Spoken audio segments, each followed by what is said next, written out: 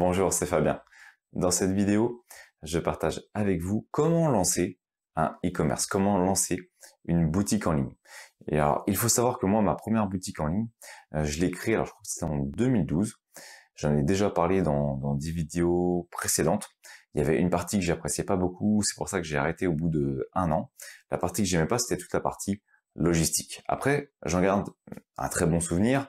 Ça a été vraiment une bonne expérience et ça m'a justement permis de comprendre ce que je préférais. Donc, je préfère très clairement faire des business numériques. Par contre, ce que je vais faire maintenant, c'est plutôt un petit retour d'expérience sur le lancement justement d'un e-commerce.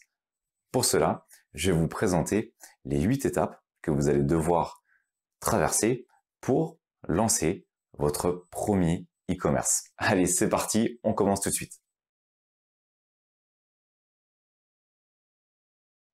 La première étape pour lancer un e-commerce, c'est de trouver un produit. Alors, je dis trouver un produit, c'est plutôt trouver la thématique sur laquelle on va vendre. C'est pour ça que ça peut être un seul produit si on a vraiment un seul produit sur sa boutique, ou alors ça peut être un ensemble de produits dans une thématique. Ça pourrait par exemple être les crèmes de beauté, et ainsi on pourrait avoir plusieurs crèmes de beauté sur plusieurs marques par exemple, ou différents types de crèmes de beauté. J'y connais pas grand chose, c'est un exemple que je prends assez souvent, mais en fait j'y connais pas grand chose en crème de beauté, mais c'est pas grave. Voilà, ça peut être un exemple. Utiliser par exemple une gamme de crèmes de beauté. Donc, première chose à faire, déterminer le produit ou le type de produit que l'on va donc utiliser sur sa boutique, que l'on souhaite utiliser sur sa boutique. Pour ça, c'est un petit peu comme pour un blog. Pour sélectionner une boutique, on va vérifier certains points. Le premier, ça va notamment être le volume de recherche sur Internet. Justement, est-ce que cette recherche est importante ou non? Est-ce qu'il y a des personnes qui recherchent? On part toujours du besoin de clients. C'est-à-dire que s'il n'y a pas de clients, ça sert à rien de vendre quelque chose. Vous allez droit dans le mur. Donc, on va lancer une recherche. On peut utiliser différents outils. Google Ads, on peut utiliser Ubersuggest. Voilà, il y a de nombreux outils qui existent. Et on va s'assurer qu'il y a un volume intéressant pour cette thématique. Premier point. Deuxième point, on va également s'assurer que la concurrence n'est pas trop forte. S'il y a une grosse concurrence, ça peut être assez problématique pour démarrer, parce que ça veut dire qu'il va falloir payer avec la publicité, ça va être assez cher parce qu'il y a de la concurrence. C'est compliqué de se placer sur le référencement naturel, parce qu'il y a justement une concurrence qui est là depuis longtemps. Donc, l'idéal, c'est d'avoir une concurrence qui est plutôt modérée. Une concurrence faible, c'est plutôt inquiétant, parce que ça veut dire que c'est un marché qui n'est pas forcément très intéressant, sauf si c'est un marché innovant qui vient d'être lancé. Donc, on va s'assurer qu'il y a un bon volume, qu'il y a une concurrence qui est raisonnable, et ensuite, on va regarder la tendance. Est-ce que c'est à la baisse ou à la hausse? Est-ce qu'il y a de plus en plus de demandes ou de moins en moins? Est-ce qu'il y a une saisonnalité ou non? Pour ça, on peut utiliser par exemple Google Trends et vous aurez un grand nombre d'informations. Vous aurez même par exemple les régions ou les villes qui demandent de plus ce produit. Ça vous permettra quoi? Par exemple, de cibler ensuite vos publicités sur ces régions plutôt que d'aller sur par exemple toute la France. C'est totalement inutile puisque si certaines régions sont assez spécifiques pour votre produit, s'il y a certaines régions qui sont plus en demande que d'autres, c'est plus intéressant de miser sur ces dernières et donc de pas dilapider par exemple le budget que vous avez pour la publicité pour vous lancer. Ensuite, vous allez devoir réfléchir également à ce que ce produit permet d'avoir une bonne marge ou non. C'est quelque chose de très important. Déterminer si votre produit vous permettra de dégager des bonnes marges qui vous permettront ensuite de faire tourner votre boutique, notamment le besoin en fonds de roulement lorsque vous allez acheter votre stock. C'est-à-dire que lorsque vous allez acheter du stock, vous allez avoir besoin d'avancer les fonds et donc il vous faut de la trésorerie. Ici, je me place dans le cas d'une boutique traditionnelle. Après, vous allez me dire, il y a le dropshipping, voilà, il y a d'autres solutions qui existent. Je me place dans le cas d'une e-boutique traditionnelle. Il va donc falloir faire attention aux marges que vous pouvez dégager avec ces produits. L'objectif, c'est que forcément, qu'elle soit la plus intéressante possible. Car vous devez prendre en compte un certain nombre de choses, c'est que quand vous allez vendre, vous aurez donc le prix du produit que vous avez acheté, vous aurez également le prix de la livraison, vous aurez ensuite les charges d'entreprise, les impôts, peut-être un salarié, je ne sais pas comment vous voulez faire, mais il y a tout un ensemble de charges qu'il va y avoir. Il n'y aura pas uniquement le prix du produit. Donc il faut prendre en compte tous ces éléments pour pouvoir choisir un produit intéressant. C'est tout simplement une petite étude de marché, un petit business plan qui vous permettront justement de sélectionner, de vous assurer que ce produit est bien intéressant. Deuxième étape, ça va donc être de choisir le bon outil. Il en existe une multitude, je vous mettrai une liste directement dans la description. J'avais déjà fait des articles sur mon blog. Bon, il y a des outils qui sont connus, hein, PrestaShop, Shopify, vous avez WooCommerce avec WordPress. Il y en a énormément. Moi, ce que je vous invite à faire vraiment, c'est à tester ces différentes solutions pour utiliser celle qui vous correspond le plus, celle que vous trouvez la plus simple à utiliser. L'objectif, c'est pas d'avoir une machine à gaz. L'objectif, c'est de faire quelque chose de simple. Donc, d'avoir un outil qui vous correspond, qui vous permet de faire les choses simplement. Si c'est un outil qui est trop complexe, imaginons que vous ayez une boutique toute simple, vous avez besoin de quelque chose de tout simple, vous n'avez pas forcément besoin d'une machine de guerre, et à ce moment-là, tournez-vous vers des solutions qui, justement, sont faites pour la simplicité. Donc, testez et utilisez la solution en ligne, la solution qui vous permettra de créer votre boutique par la suite. Vous pouvez faire également des tests en local, vous pouvez installer des serveurs web local. J'en parle également dans une autre de mes vidéos, comment faire pour installer un serveur web local et ensuite installer par exemple un CMS comme PrestaShop pour le tester ou WordPress avec WooCommerce. Voilà, mais en tout cas, vous allez devoir choisir l'outil qui vous permettra de lancer votre boutique. Une fois que vous aurez choisi l'outil, vous allez devoir trouver le nom de la boutique et installer la boutique. Réserver le nom de domaine, installer la boutique chez un hébergeur. Donc, 3 solutions généralement pour choisir un nom. On peut soit utiliser le nom exact de sa thématique, des produits qu'on va vendre. On peut utiliser un nom de marque totalement imaginaire. Ou alors, on peut utiliser un petit mix entre les deux. Je vous donne un exemple, c'est celui que j'utilise généralement en exemple. Imaginons que je vende des crèmes de beauté. Ça pourrait être crèmedebobeauté.com. Ça, c'est le nom exact. Si je veux un nom de marque, ça pourrait être numelion.com. C'est un nom de marque qui n'a pas de signification particulière. Si je souhaite ensuite faire un mixte, ça pourrait être numelion crème ou numelion-beauté.com. Ça pourrait être des possibilités. C'est généralement des solutions qu'on utilise. Alors, Jeff Bezos, le patron d'Amazon, dans ses conseils, j'en avais parlé dans une précédente vidéo, dans ses 10 conseils, indique que pour lui, l'idéal, c'est d'utiliser un nom de marque qui n'a pas de signification. Pourquoi? Parce que si un jour votre entreprise veut changer de business, veut changer de produit ou ajouter des produits, elle n'est pas enfermée dans une thématique. À vous de voir ce que vous voulez faire, mais en tout cas, vous allez devoir choisir un nom et ensuite aller chez un hébergeur, par exemple OVH, One and One, il y en a énormément, j'ai pas de préférence. Et une fois que c'est fait, vous allez devoir réserver le nom de domaine. Généralement, chez ces hébergeurs, une fois que vous aurez réservé le nom de domaine, vous avez la possibilité d'en plus faire ce qu'on appelle une installation en un clic. Ça veut dire que il va vous proposer, enfin ces hébergeurs vont vous proposer la possibilité d'installer directement un CMS. Donc ça peut être PrestaShop, ça peut être WordPress, et ensuite vous allez mettre WooCommerce si vous avez choisi cette solution. Regardez les différentes solutions proposées par les hébergeurs, notamment pour justement les CMS, pour les boutiques en ligne, pour créer votre e-commerce. Quelle solution ils proposent d'installer? Et en fait, c'est facile parce que vous n'aurez rien à faire. C'est eux qui le font pour vous. Vous avez juste à cliquer sur le bouton installer tel CMS et c'est eux qui le font et ils vous envoient les codes ensuite pour vous connecter à l'administration. Enfin, je veux dire à l'espace d'administration. Alors attention également, parce que le nom de marque que vous allez choisir, si vous choisissez un nom de marque, il sera forcément lié à votre nom de domaine. Donc, réservez un nom de domaine avec votre nom de marque. Donc, il faut que le nom de domaine corresponde au nom de marque. Essayez toujours d'avoir un .com. Et même si vous voulez pas avoir le .com, utilisez le .com. Essayez toujours de réserver le .com également. Quatrième étape, vous allez devoir créer une entreprise. Pour être dans les clous, parce que vous allez faire, par exemple, du chiffre d'affaires. Donc, il va falloir déclarer ce chiffre d'affaires. Donc, créer une entreprise. Pour commencer, vous pouvez très bien commencer avec une micro-entreprise. Vous pouvez également créer des statuts comme des SARL, des EURL, voilà. Il y a différentes solutions. Bon, pour commencer, très souvent, on commence avec une petite micro-entreprise.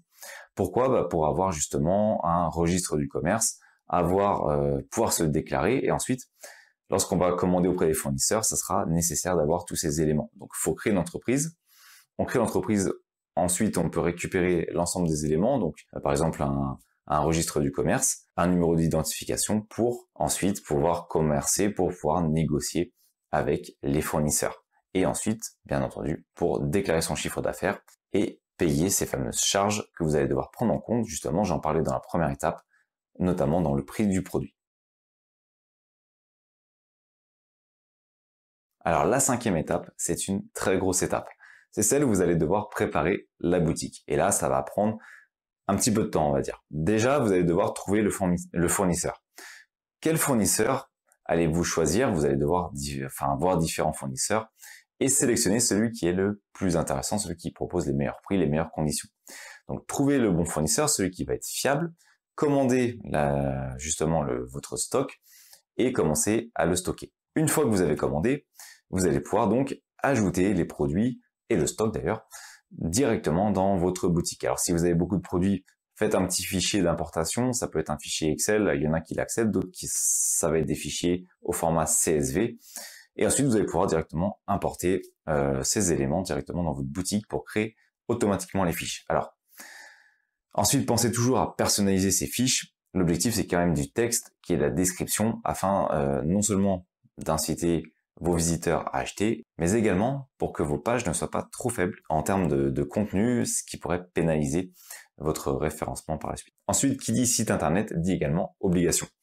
C'est-à-dire que vous allez devoir mettre en place des mentions légales, mettre en place des conditions générales de vente, notamment des politiques de confidentialité. Vous allez devoir mettre en place une page de contact. Vous allez également devoir indiquer si vous utilisez des cookies, notamment à travers un petit bandeau. Et comme vous êtes une boutique en ligne, je vous conseille fortement d'utiliser dès le début le protocole HTTPS. Maintenant, c'est gratuit. Par exemple, chez OVH, vous avez Let's Encrypt et vous avez juste à activer directement depuis votre panneau de configuration, justement le côté HTTPS pour profiter justement d'un certificat de sécurité, ce qui rajoute de la confiance auprès de vos visiteurs. C'est même indispensable, je dirais, et ça améliore légèrement le référencement. Une fois que vous aurez fait ça, vous allez devoir choisir également les solutions de paiement que vous allez proposer à vos visiteurs, vos acheteurs. Est-ce que vous voulez autoriser les virements, les chèques, PayPal? Il y a une multitude de possibilités. Vous allez devoir sélectionner celles qui sont le plus adaptées à vos besoins, à votre type de clientèle que vous visez. Donc ça va être une partie qui va être importante, ça permet de préparer la boutique. Enfin, ce que je vous conseille, et là c'est additionnel à votre boutique, c'est de créer un blog. Pourquoi créer un blog? Tout simplement parce que vous allez pouvoir alimenter en contenu ce blog pour attirer du trafic. C'est la première étape du parcours client. Lorsqu'un client recherche des informations, il va, par exemple sur un produit, imaginons votre boutique, ça vend, on va dire, des imprimantes 3D. Vous vendez des imprimantes 3D, vous allez pouvoir, dans votre blog, présenter un certain nombre de choses autour des imprimantes 3D, faire des articles sur les imprimantes 3D, faire des présentations, comment mieux l'utiliser, faire des guides pour mieux l'utiliser. Et ainsi, vous allez commencer à vous faire connaître dans le domaine de l'imprimante 3D. Les moteurs de recherche vont parfaitement comprendre de quoi parle votre site et assimiler votre blog, également votre boutique, comme quelque chose qui tourne autour de l'imprimante 3D. C'est bon pour le référencement. Ça permet d'attirer des visiteurs et donc de potentiels acheteurs par la suite. Donc c'est pour ça que c'est important, je pense, de créer un blog afin d'attirer du trafic par le biais du référencement naturel qui est donc gratuit. Donc moi je vous conseille vraiment de créer un blog. Au début vous n'êtes pas obligé de le faire si vous n'avez pas forcément le temps, mais je pense que à moyen et long terme c'est vraiment quelque chose qui sera intéressant pour générer du trafic sans utiliser la publicité et sans trop d'efforts, parce qu'une fois que le référencement naturel est en place, à ce moment-là on a un trafic qui se draine naturellement tous les mois. Donc la cinquième étape, c'était préparer la boutique. La sixième étape, ça va donc être d'attirer du trafic sur cette fameuse boutique e-commerce. Alors pour ça, on peut utiliser différentes solutions. Je viens de parler du blog, ça permettra d'attirer donc des visiteurs. On peut faire un contenu qui va être ciblé spécifiquement donc sur sa cible client pour avoir vraiment des visiteurs intéressés. Ça va être quelque chose d'important. Ensuite, on peut utiliser les réseaux sociaux, on peut utiliser les partenariats, on peut faire de l'affiliation, c'est-à-dire qu'on va proposer à d'autres blogs, à d'autres sites de faire des liens vers nous. Et lorsque quelqu'un vient de leur site vers le nôtre et qu'il achète sur notre site, on reverse tout simplement une commission à ces différents sites qui nous ont permis d'obtenir la vente. Voilà, il y a un petit ensemble comme ça de possibilités pour générer du trafic assez vite vers son site. Le référencement naturel, c'est ce qui prend généralement le plus de temps. Donc vous pouvez commencer par miser par d'autres solutions, par exemple notamment la publicité. Je pense que pour démarrer, ça peut être une bonne solution. Ça peut être un budget que vous allez devoir programmer dès le début, pour avoir du trafic immédiatement. C'est-à-dire que vous mettez en place votre boutique, le soir même, avec la publicité, vous pouvez avoir vos premiers clients, attirer vos premiers visiteurs sur votre site. Avec le temps, l'idéal, c'est donc de basculer progressivement d'un trafic payant vers un trafic qui sera gratuit par le biais du référencement naturel, un trafic qui va se faire naturellement. L'intérêt d'avoir un blog également, j'en ai pas parlé avant, c'est que vous allez pouvoir récupérer les adresses email de vos visiteurs pour ensuite créer une relation de confiance avec eux, une relation de proximité, et leur indiquer par exemple lorsque vous avez des bonnes affaires sur votre boutique pour leur rappeler que bah voilà, vous savez qu'ils sont intéressés par les imprimantes 3D, eh bien c'est parfait, vous justement, c'est ce que vous vendez et vous avez peut-être la bonne offre pour eux. Donc ça va vous permettre justement d'entretenir cette relation avec eux. Donc récupérer les emails par l'intermédiaire de votre blog, ça peut être une bonne solution pour justement développer cette relation de confiance avec vos visiteurs et par la suite les transformer en acheteurs.